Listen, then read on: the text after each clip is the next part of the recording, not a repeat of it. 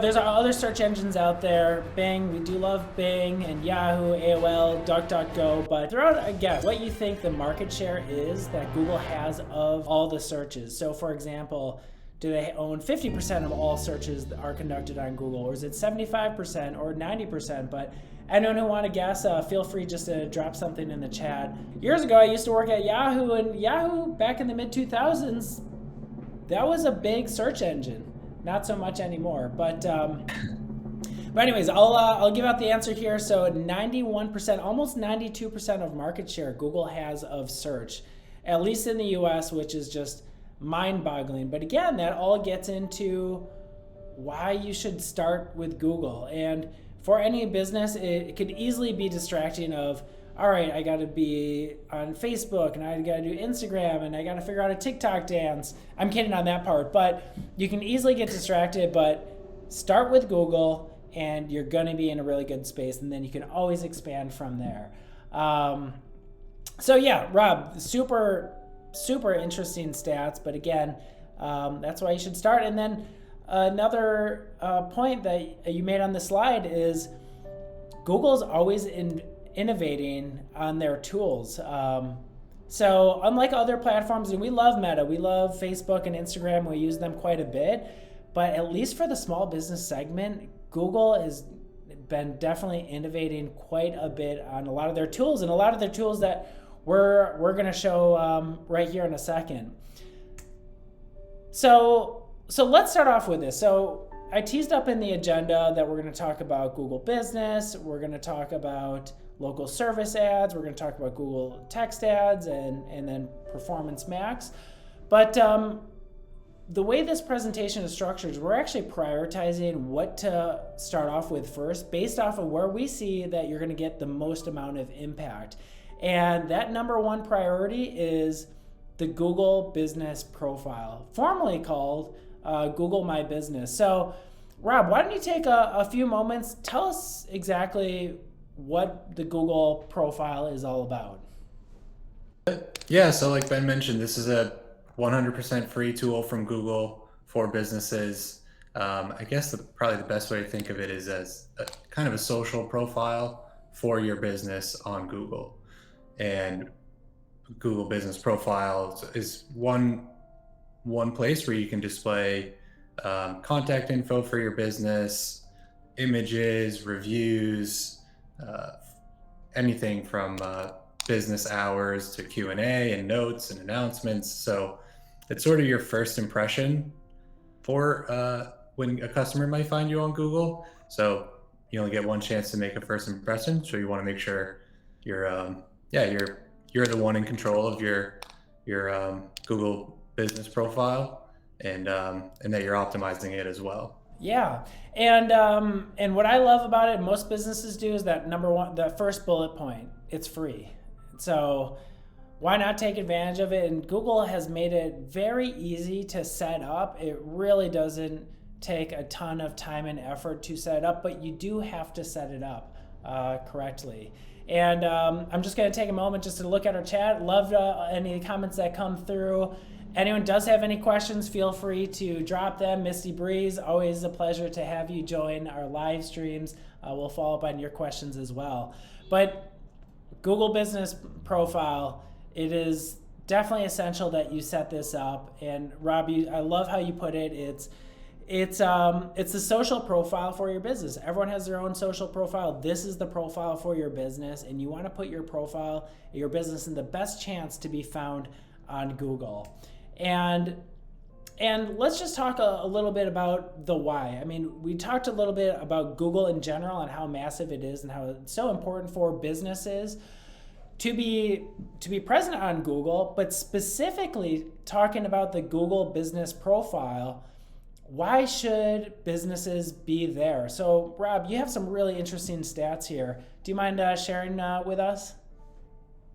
Yeah, pretty impressive numbers, but kind of goes without saying when you see them that you need to have a Google Business Profile, and it needs to be optimized, because like you see with the numbers, it's just a huge difference between having one and not having one, and then having an optimized versus unoptimized profile. So Again, it's a way to control your business's first impression with existing customers or new customers. And really what you want to do is just make it easy for customers to find you and for them to find answers to the questions they have, such as where you're located, what kind of services you offer, what's the inside of your storefront look like, anything that might paint a better picture in their mind of what they're going to encounter when they do eventually reach out. So yeah, it's just like we said, it's a 100% free tool, and the sign up is actually very easy. Google makes it very easy to go through all the process of signing up, verification, adding information, etc. Awesome. Awesome. And yeah, and just these stats speak for themselves. I mean, anyone who has a business profile receives 7 times more clicks, more likely to attract any on-site visitors. Just makes a ton of sense there. Now, Rob, why don't you just share with us some of the best practices, because you can't just create the listing and just set it and forget it. As with anything, you get what you give. So why don't you just share with us a little bit about best practices for that Google business profile? Yeah, I guess the rule of thumb is to try to keep Google happy and try to put your mind in, or put yourself in the shoes of someone at Google and what they would want. You know, obviously they want Google users to have a great experience on Google products. So basically happy Google means happy customers. If they're finding the information that they need with your business profile, your contact info is easy to find. And then even little things like making sure you're updating your photos sort of regularly. Google loves new, novel information. So new photos, Q&A. There's even a Q&A section for business profile where you can answer frequently asked questions. You can make updates and posts like announcing sales or new services you're offering.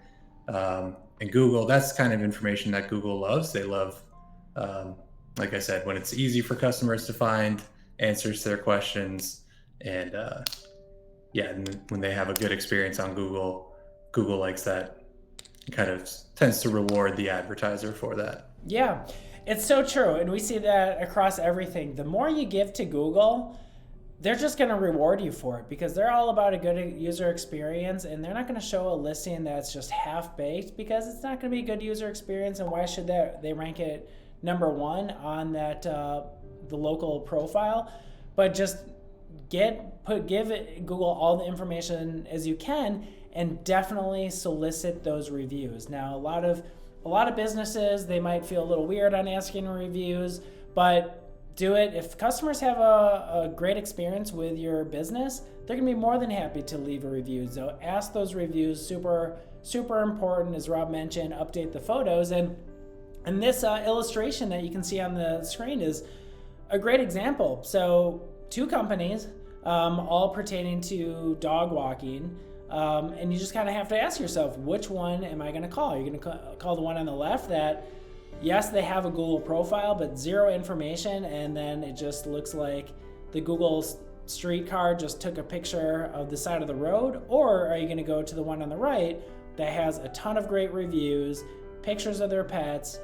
You're gonna go with the one on the right because it has so much information. So just make sure that profile is fully built out and you're always getting reviews. And there's even a component on Google Business where you can even post updates. So very similarly how you may have blog posts and you'll post it on your website, you can also post that on the Google profile.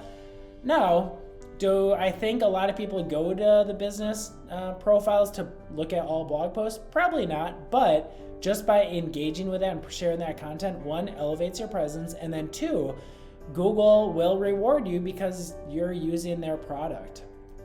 So that to add. Oh, go ahead. Sorry, Ben. Just to add to that, another great point you made earlier was reviews, and great to reply to reviews, good and bad.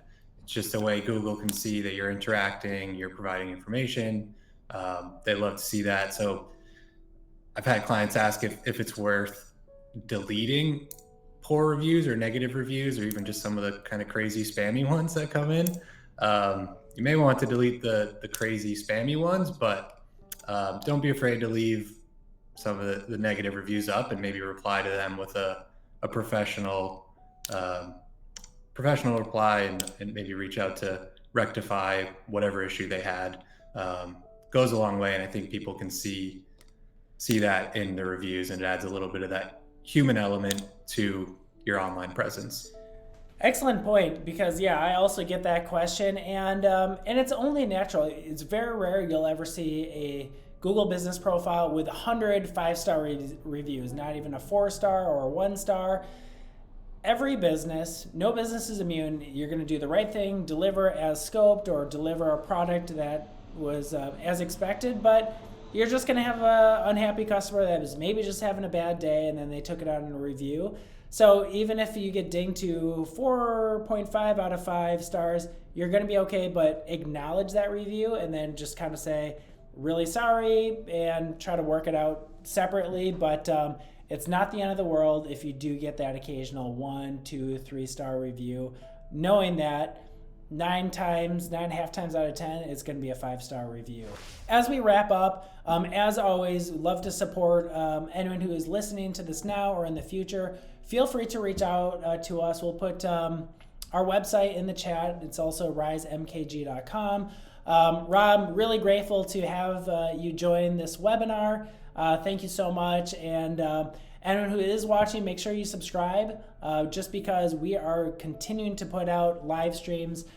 We have an ambitious goal of doing a live stream every other week. We're getting great feedback on it and having a lot of fun doing so. So definitely subscribe, because we're going to be rolling out a lot of other great content in 2024 and beyond. So I appreciate it. And until next time.